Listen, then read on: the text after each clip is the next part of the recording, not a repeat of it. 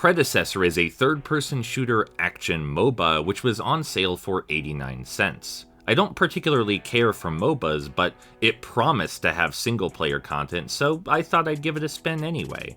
And it is unflinchingly, unbelievably generic and soulless on every level.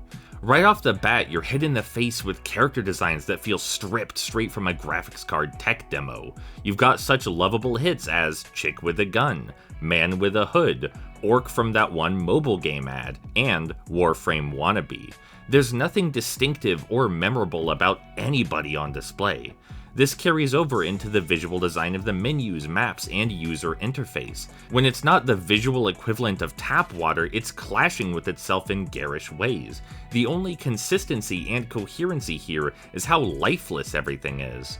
Honestly, Predecessor's generic presentation is a bit of an insult to tap water. I have a lot of fun watching water flow from my faucet into my bottle. I do not have fun watching these nothing characters move around this nothing landscape and executing their generic attacks. The gameplay is just as dire.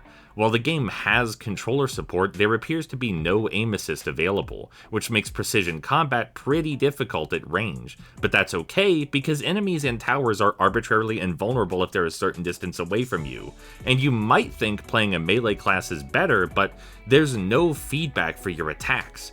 This may straight up be the least satisfying weapon attacks I've seen in any video game. It feels less like I'm a mighty hero swinging his sword, and more like I'm just manifesting underwhelming damage hitboxes right in front of me.